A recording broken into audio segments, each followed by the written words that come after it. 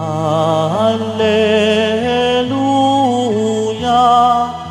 Alleluia, Alleluia, Alleluia.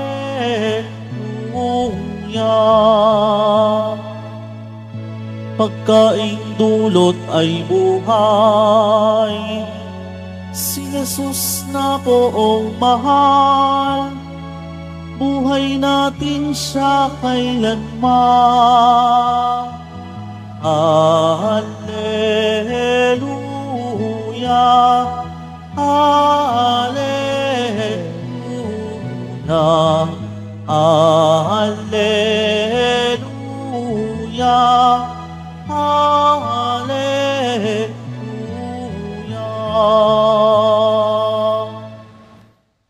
Sumainyo ang Panginoon. At sumaiyo rin. Ang mabuting balita ng Panginoon ayon kay San Juan. Papuri sa iyo, Panginoon. Noong panahong iyon, sinabi ni Jesus sa mga tao, "Walang makalalapit sa akin, malibang dalhin siya ng amang nagsugo sa akin. At ang lalapit sa akin ay muli kong bubuhayin sa huling araw." Nasusulat sa aklat ng mga propeta, at silang lahat ay tuturuan ng Diyos. Ang bawat nakikinig sa Ama ay natututo, ay lalapit sa akin. Hindi ito nangangahulugang may nakakita na sa Ama.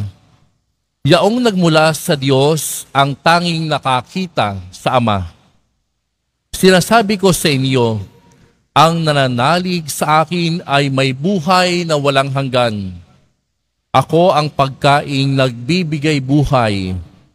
Kumain ng mana ang inyong mga ninuno nang sila'y nasa ilang, gayon may namatay sila.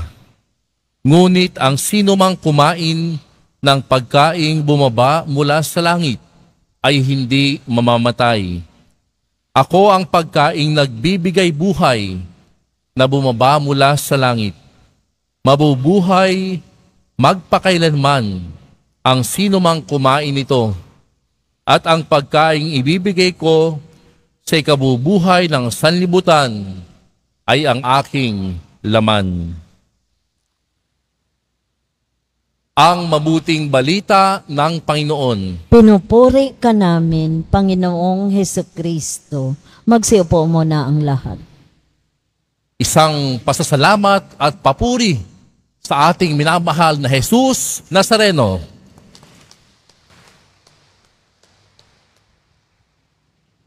Mga minamahal kong mga kapatid, ngayong araw pong ito, ang ating mga pagninilay ay tutuon po sa pinagmumulan talaga ng pagkakatuto.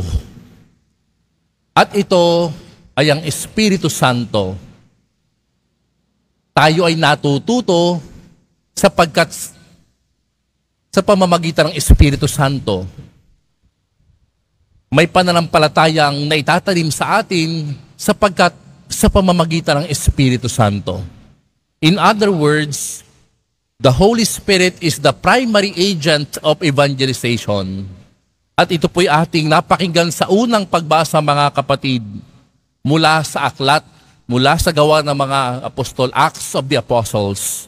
Makikita po natin ang kwento ni Felipe at ng manlalakbay na Etiopo.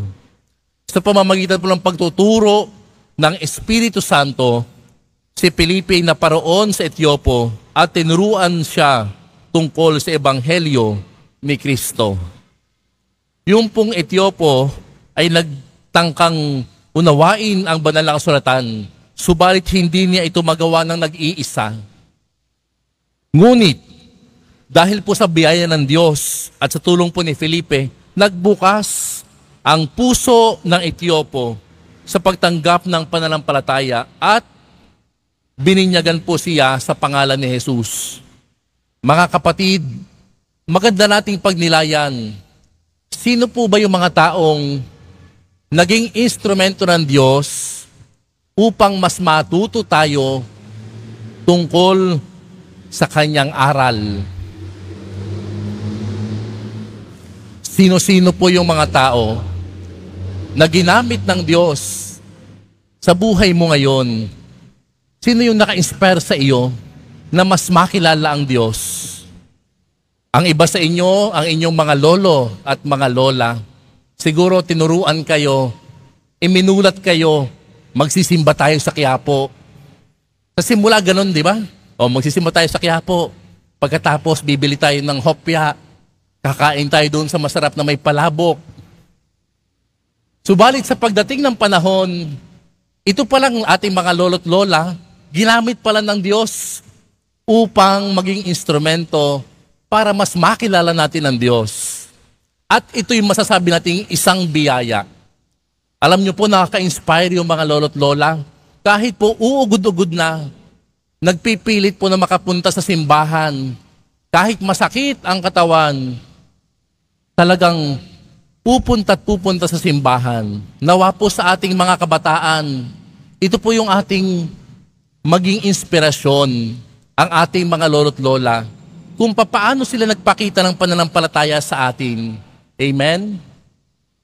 Amen? Sapagkat sila po yung naging instrumento upang tayo ay matuto tungkol sa mga aral ng Panginoon. Ngayon naman, tayo ang magmimisyon na tayo naman ang magsasalin sa mga susunod na henerasyon. Kaya't sa mga anak na nandito ngayon, kapag kayo naman ang naging mga magulang, kayo nawa ay maging inspirasyon ng Panginoon. Dadalhin nyo rin sa simbahan ng inyong mga anak. Ano po? Bata pa lamang, imumulat na ninyo sa pananampalataya. Oo, the Holy Spirit is the primary agent of evangelization. Totoo, ito isang biyaya. Ang pananampalataya ay biyaya.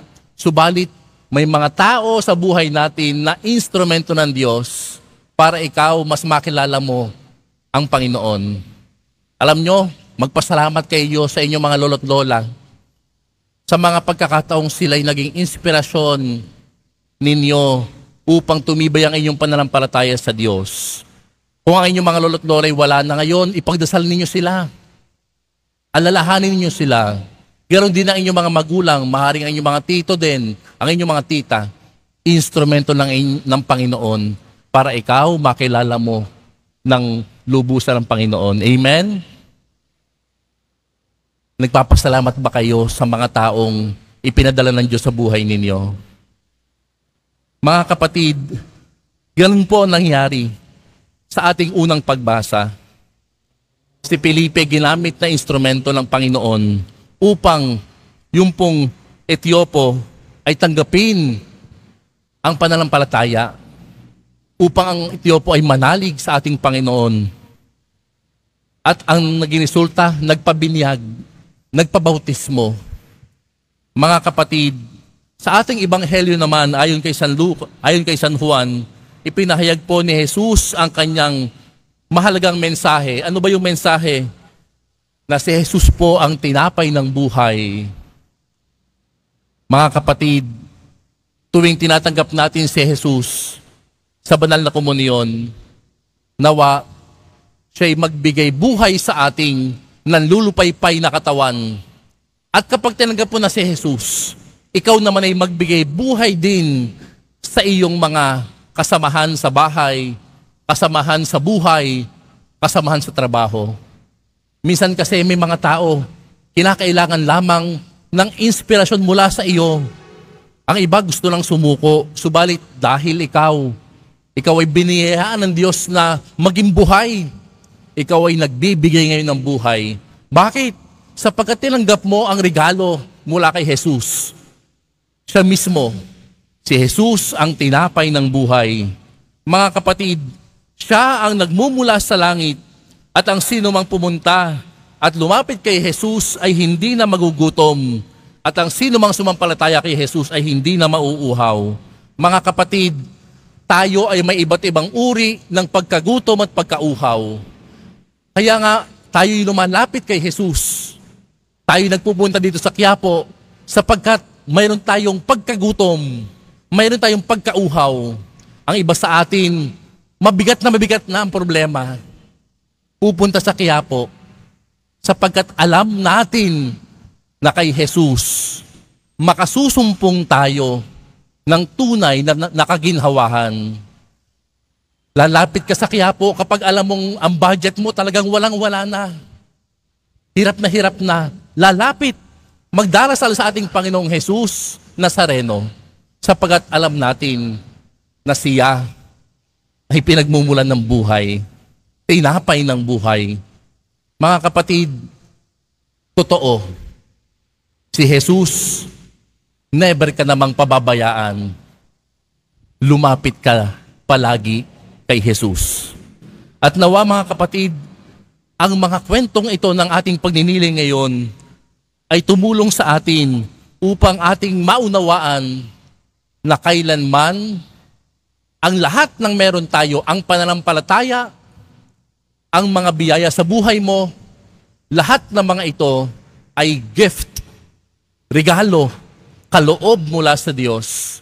At dahil ito'y regalo mula sa Diyos, marapat lamang natanggapin mo ito at ang misyon mo ngayon ay maging bagong regalo sa ibang tao. Sapagkat everything is grace. Even our faith is a gift from God.